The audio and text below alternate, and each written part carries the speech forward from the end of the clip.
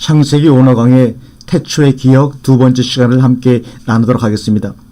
오늘 이 시간에는 하나님이 말씀하시니라 라는 주제를 가지고 그 속에 숨겨져 있는 하나님의 오묘한 보화를 우리 한번 캐내도록 하겠습니다.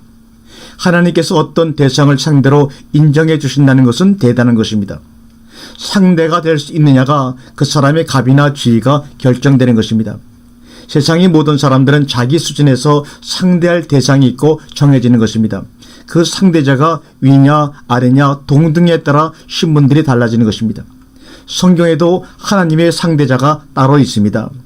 하나님이 부르신 호칭이 있는가 하면 호칭이 없어도 2인칭이나 3인칭으로 상대를 삼으시는 대상이 있습니다. 하나님의 참 대상이 되는 자들은 그럼 누구인가?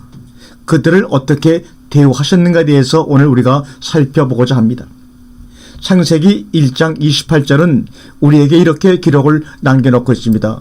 하나님이 그들에게 복을 주시며 하나님이 그들에게 이르시되 생육하고 번성하여 땅에 충만하라. 땅을 정복하라. 바다의 고기와 공중의 새와 땅에 움직이는 모든 생물을 다스리라 하시니 그들에게 오탐 라임 직역하면 하나님이 그들을 축복하시고 하나님이 그들에게 말씀하시기를 축복하시다는 동사와 말씀하시다는 동사가 나오고 말씀하시는 주체이신 하나님이라는 단어가 거듭 나오며 그들을 이라는 오탐이라는 대상 복수표가 나오고 너희에게라는 라임이라는 2인칭 복수 전미사가 별도로 명시되어 있습니다. 이런 대목을 그냥 지나쳐 버릴 수 있지만 그렇지 않습니다. 왜냐하면 이런 경우도 있기 때문입니다. 창세기 1장 안에 이들처럼 하나님께 축복을 받은 대상이 있습니다. 다섯째 날에 지음받은 22절에 나오는 대상들인데 그들에게는 이렇게 축복하시고 이렇게 하셨습니다. 1장 22절에 하나님이 그들에게 복을 주어 가라사대 생육하고 번성하여 여러 바닷물에 충만하라. 새들도 땅에 번성하라 하시니라. 하나님은 그들을 축복하시고까지는 바로 위의 문장과 같습니다. 그런데 그 이유는 오직 말씀하시기를 의미인 레모노만 나올 뿐입니다. 하나님도 없고 너희에게도 없습니다. 오직 유일하게 여기 창세기 1장 28절에서만 이렇게 다정하게 나타납니다. 그것만이 아닙니다. 창세기 1장 29절과 30절을 눈여겨보시죠. 29절에는 내가 너희에게 못못을 주노니 나나티 라켐으로 기록되어 있습니다. 30절에는 모든 것들에게의 의미인 레콜만 나옵니다. 결국 인칭 대명사를 쓰지 않으면 상대할 대상이 아니라는 결론을 얘기하고 있는 것입니다. 그러면 창세기 2장에서 그 신뢰를 찾아보기로 하겠습니다. 창세기 2장에서 여호와 하나님과 아담이 처음 좋아하는 장면이 16절에 나오는데 말입니다. 창세기 2장 16절에 여호와 하나님이 그 사람에게 명하여 가라사대 동산 각종 나무의 실과는 내가 임의로 먹되 이렇게 말합니다. 여기 보면은 말씀하시니가 아니고 뭡니까? 명하시니라 이거 인칭대명사도 없지요. 앞에서처럼 레모르만 있고 그 뒤로는 한마디 말도 없습니다. 이것이 바로 뭐냐? 우리 성경을 보게 되면 별로 그런 구별이 안 되기 때문에 그냥 무의미하게 무건조하게 넘어갈 수 있지만 우리가 원어 성경을 보면서 함께 나누다 보면 이런 자세한 것까지도 느끼며 마음으로 받아들일 수가 있습니다. 창세기 3장에서는 우리가 잘 아는 대로 어두운 대사만 있을 뿐입니다. 창세기 4장에서는 6절에 가인에게 말씀하시는 하나님으로 등장하십니다. 창세기 4장 6절에 여호와께서 가인에게 이르시되 내가 분하여 함은 어찌미뇨 안색이 변함은 어찌미뇨. 역시 대화가 어떻습니까? 어둡고 부정적으로 엮어져 갑니다. 그러나 창세기 5장으로 들어가서는 그 분위기가 완전히 달라지는 것을 우리는 발견하게 됩니다. 창세기 5장 2절을 한번 볼까요? 남자와 여자를 창조하셨고 그들이 창조되던 날에 하나님이 그들에게 복을 주시고 그들의 이름을 사람에 일컬었더라. 그들에게 그들의 인칭대명사를 3번씩이나 써가면서 그들의 하나님의 단정한 모습을 표현하고 있는 것을 볼 수 있습니다. 여기서 최초의 사람 즉 아담이라는 이름을 지어주시고 불러주시기 시작합니다.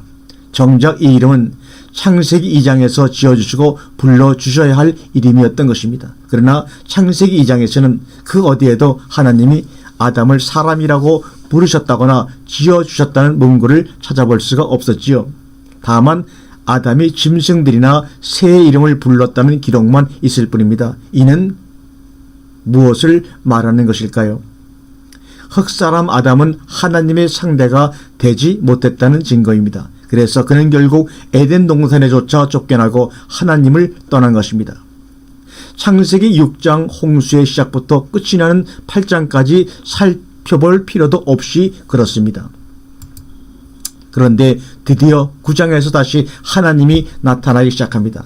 창세기 9장 1절을 한번 읽겠습니다. 하나님이 노아와 그 아들들에게 복을 주시며 그들에게 생육 이르시되 생육하고 번성하여 땅에 충만하라. 그 아들들에게 그들에게 창세기 28장에서 보았던 그 반가운 문구가 똑같은 형식으로 다시 나타난 것입니다. 그리고는 그 줄기가 창세기 12장의 아브라함에게로 이어지고 있습니다. 창세기 12장 1절에 보면 여호와께서 아브라함에게 이르시되 너는 너의 인친대명사가 연결이 나옵니다. 본토 친척 아버지 집을 떠나 내가 내게 지시할 땅으로 가라. 창세기 12장 3절에는 너를 축복하는 자에게 내가 복을 내리고, 이 인친대명사가 이렇게 많이 나온다는 것은 하나님이 상대할 대상으로 인정을 한다는 겁니다. 너를 저주하는 자에게는 내가 저주하리니 땅의 모든 족속이 너를 인하여 복을 얻을 것이니라 하신지라. 말씀하시니라가 나오고 축복하시니라가 연이어 나오고 있는 것을 볼 수가 있습니다. 우리가 지금까지 살펴본 결론은 하나님께서 상대할 만한 대상에게는 인친대명사나 이름을 부르시며 말씀하시고 또 이어서 반드시 축복하신다는 사실입니다. 주님은 진실로 너에게 이르노니 라는 관용어를 무려 60회 이상 신약성경에서 사용하셨습니다. 이렇게 하신 말씀을 잘 새기면 읽는 가운데 이 안에 주신 복이 우리의 복이 될 것입니다. 우리 한번 요한복음 5장 24절을 읽어볼까요? 내가 진실로 진실로 너에게 이르노니 내 말을 듣고 또 나를 보내신 이는 자를 믿는 자는, 이렇게 이어갑니다. 또 요한복음 8장 51절에 진실로 진실로 너에게 이르노니 사람이 내 말을 지키면 하고 이어갑니다. 요한복음 13장 20절에 내가 진실로 진실로 너희에게 이르노니 나의 보낸 자를 영접하는 자는 나를 영접하는 것이요 라고 이야기합니다. 요한복음 14장 12절에는 또 내가 진실로 진실로 너희에게 이르노니 나를 믿는 자는 나의 하는 일을 저도 할 것이요. 요한복음 16장 20절에는 내가 진실로 진실로 너희에게 이르노니 너희는 곡하고 애통하겠으나 라고 이어서 얘기합니다. 요한복음 16장 23절에서는 그날에는 너희가 아무것도 내게 묻지 아니하리라 내가 진실로 진실로 말하노니, 창세기 1장 28절에 하나님이 그들에게 복을 주시며 그들에게 이르시되 생육하고 번성하여 땅에 충만하라 땅을 정복하라 바다의 고기와 공중의 새와 땅에 움직이는 모든 생물을 다스리라 하시니라, 이렇게 기록하고 있습니다. 땅에 충만하라 우미레우 에타 하리츠, 직역하면 너희는 그 땅을 가득 채우라 이 말입니다. 풍성한 축복을 주십니다. 이러한 구절은 창세기 1장 22절에도 나타납니다. 하나님이 그들에게 복을 주어 가라사대 생육하고 번성하여 여러 바다에 충만하라 새들도 땅에 번성하라 하시니라. 물에 충만하라 우미레우 에타 마임, 직역하면 그 물을 가득 채우라입니다. 22절과 23절은 다섯째 날과 여섯째 날의 차이점입니다. 둘 다 가득 채워라 하신 말씀은 같은데 그 물을 가득 채워와 그 땅을 가득 채워라가 각각 무엇이 다른가 이 말입니다. 또 한 가지는 그 물을 무엇으로 가득 채우며 그 땅은 무엇으로 가득 채워야 하는가. 물론 동사의 주어는 2인칭 복수 너희이지만 그 너희가 어떤 너희이어야 하는가, 그래서 어떠한 너희가 그 땅을 가득 채워야 하는가가 중요합니다. 하나님의 말씀이기 때문에 지켜줘야 하는 것이 아니라 깨달을 수 없기 때문에 먼저 하나님의 말씀을 따라야 합니다. 언젠가는 왜 그렇게 말씀하셨는가 알게 됩니다.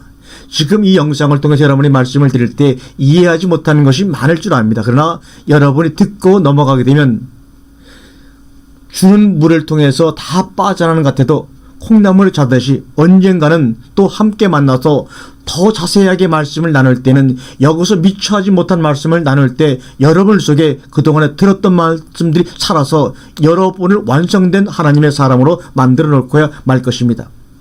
구약성경 안에서 미필이 하에츠 나무의 열매가 나오는 곳은 본문 3장 3절과 레위기 27장 30절 두 것뿐입니다. 모음 하나 틀리지 않고 똑같습니다. 어떤 관계성을 가지고 있는지 한번 살펴보겠습니다. 창세기 3장 3절입니다. 동산 중앙에 있는 나무의 열매는 하나님의 말씀에 너희는 먹지도 말고 만지지도 말라. 나무의 열매는 레위기 27장 30절에는 땅의 10분의 1 곧 땅의 곡식이나 나무의 과실이나 나무의 열매는이나 그 10분의 1은 여호와의 것이니 여호와께 성물이라. 이 말씀이 왜 나오게 되었는지 나오게 된 배경을 살펴보겠습니다. 여호와께 바쳐진 성물은 한 번 바치면 영원히 여호와께 속하게 됩니다. 그것은 여호와께 바친 성물이 되어 팔아서도 안 되고 물을 수도 없습니다. 아래 말씀을 보면 이렇습니다. 레위기 27장 28절입니다. 오직 여호와께 아주 바친 그 물건은 사람이든지 생축이든지 기업에 바치든지 팔지도 못하고 속하지도 못하나니 바친 것은 다 여호와께 지극히 거룩함이며, 이 말씀에서 나오는 바친 것의 의미를 지닌 헬렘 또는 하엘렘의 문자가 등장합니다. 한 번 바쳐진 사람이나 생축이나 밭이나 그 어떤 것도 팔거나 물을 수 없는 것을 하헬렘이라고 합니다. 이것 때문에 죽고 망한 기록들이 너무나 많습니다. 이 말씀 어김으로 죽고 망한 기록들이 여호수아 6장 17절에 이 성과 그 가운데 모든 물건은 여호와께 바치되 기생 라합과 무릇 그 집에 동거하는 자는 살리라. 이는 그가 우리의 보낸 자를 숨겼음이니라. 가나안의 첫 성 여리고를 점령하고 나서 그 성과 그 안에 있는 모든 물건을 하나님께 바칩니다. 다만 기생 라합과 그 집에 동거하는 자를 제외한 모든 것은 실오라기 하나라도 손대어서는 아니 됩니다. 그런데 유다 지파의 어떤 사람이 이 법을 범하게 됩니다. 여호수아 6장과 7장을 그래서 떠들썩하게 만듭니다. 6장 18절에 너희는 바칠 물건을 스스로 상가라. 너희가 그것을 바친 후에 그 바친 것 어느 것이든지 취하면 이스라엘 진으로 받침이 되어 화를 당케 할까 두려워하노라. 여호수아 7장 1절에 이스라엘 자손들이 바친 물건을 인하여 범죄하였으니 이는 유다 지파 세라의 중손 삽디의 손자 갈미의 아들 아간이 바친 물건을 취하였습니다. 여호와께서 이스라엘 자손들에게 진노하시니라. 저 유명한 아간 사건이 일어나고 만 것입니다. 아간이라는 말은 괴롭히다 또는 골치 아프게 하다는 아카르 동사에서 유래한 고유 명사입니다. 그 이름대로 가나안을 공략을 처음 시도한 여리고성에서부터 이 골치 아픈 아간 때문에 온 이스라엘을 괴롭힙니다. 여호수아 7장 11절에 이스라엘이 범죄하여 내가 그들에게 명한 나의 언약을 어기었나니 곧 그들이 바친 물건을 취하고 도적질하고 사기하여 자기 기구 가운데 두었느니라. 이렇게 말씀하고 있습니다. 이 일로 인하여 아이성 공략에서 대피하게 되고 백성들의 마음은 물같이 녹아내리고 이 일로 실망하고 낙담한 여호수아가 법궤 앞에 엎드려 옷을 찢고 머리에 티끌인 무릅쓰고 부르짖습니다. 여호수아가 가로되 슬프도소이다. 주 여호와여 어찌하여 이 백성을 인도하여 요단을 건너게 하시고 우리를 아모리 사람의 손에 붙여 멸망시키려 하시나이까. 우리가 요단 저편을 족하게 여겨 거하였더라면 좋았을 뻔하였나이다. 주여 이스라엘이 그 대적 앞에서 돌아섰으니 내가 무슨 말을 하려오리까. 가나안 사람과 이 땅 모든 거민이 이를 듣고 우리를 둘러싸고 우리 이름을 세상에서 끊으리니 주의 크신 이름을 위하여 어떻게 하시렸나이까. 이때 여호와께서 여호수아에게 말씀을 합니다. 여호수아 7장 10절부터 15절입니다. 여호와께서 여호수아에게 이르되 일어나라. 어찌하여 이렇게 엎드렸느냐. 이스라엘이 범죄하여 내가 그들에게 명한 나의 언약을 어겼나니 곧 그들이 바친 물건을 취하고 도적질하고 사기하여 자기 기구 가운데 두었느니라. 그러므로 이스라엘 자손들이 자기 대적을 능히 당치 못하고 그 앞에서 돌아섰나니 이는 자기도 바친 것이 됨이라. 그 바친 것을 너희 중에서 멸하지 아니하면 내가 다시는 너희와 함께 있지 아니하리라. 너는 일어나서 백성을 성결케 하여 이르기를 너희는 스스로 성결케 하여 내일을 기다리라. 이스라엘 하나님 여호와의 말씀에 이스라엘아 너희 중에 바친 물건이 있나니 내가 그 바친 물건을 너희 중에서 제하기 전에는 너의 대적을 당치 못하리라. 아침에 너희는 너희 지파대로 가까이 나오라. 여호와께 뽑히는 지파는 그 족속대로 가까이 나올 것이요 여호와께 뽑히는 족속은 그 가족대로 가까이 나올 것이요 여호와께 뽑히는 가족은 각 남자대로 가까이 나올 것이며 바친 물건을 가진 자로 뽑힌 자를 불사르되 그와 그 모든 소유를 그리하라. 이는 여호와의 언약을 어기고 이스라엘 가운데 망령된 일을 행하였음이라 하셨다라. 그렇게 해서 뽑힌 것이 바로 우리가 알고 있는 아간입니다. 아간뿐만이 아닙니다. 이스라엘의 초대왕 사울도 이 하엘렘 때문에 왕위를 창탈당하고 폐위되어 비참한 최후를 맞이한 것을 우리는 너무나 잘 알고 있습니다. 그 내용이 사무엘상 15장 9절서부터 24절 이하에 나옵니다. 우리가 앞부분만 한번 읽어보겠습니다. 사울과 백성이 아갓과 그 양의 소에 가장 좋은 것 또는 기름진 것과 어린 양과 모든 좋은 것을 남기고 진멸키를 즐겨하지 아니하고 가치 없고 낮은 것은 진멸하니라. 여호와의 말씀이 사무엘에게 임함이라. 사무엘에게 임하니라 가라사대 내가 사울을 세워 왕 삼은 것을 후회하노니 그가 돌이켜서 나를 쫓지 아니하며 내 명령을 이루지 아니하였음이라 하신지라. 사무엘이 근심하여 온 밤을 여호와께 부르시니라 하면서 계속 나갑니다. 또 사무엘 15장 26절을 보면 사무엘이 사울에게 이르되 나는 왕과 함께 돌아가지 아니하리니 이는 왕이 여호와의 말씀을 버렸으므로 여호와께서 왕을 버려 이스라엘 왕이 되지 못하게 하셨음이니이다 하고 얘기합니다. 바로 이렇게 하나님께 한번 바쳐진 그것들을 다시 취하는 그런 일을 저질렀을 때 하나님 얼마나 완벽하게 그들을 징계하고 그들을 벌하는지 오늘 읽은 설교 중에서 자세하게 우리가 나와 있는 것을 우리가 알 수가 있습니다. 우리가 다음 시간에 연결해서 말씀을 나누도록 하겠습니다.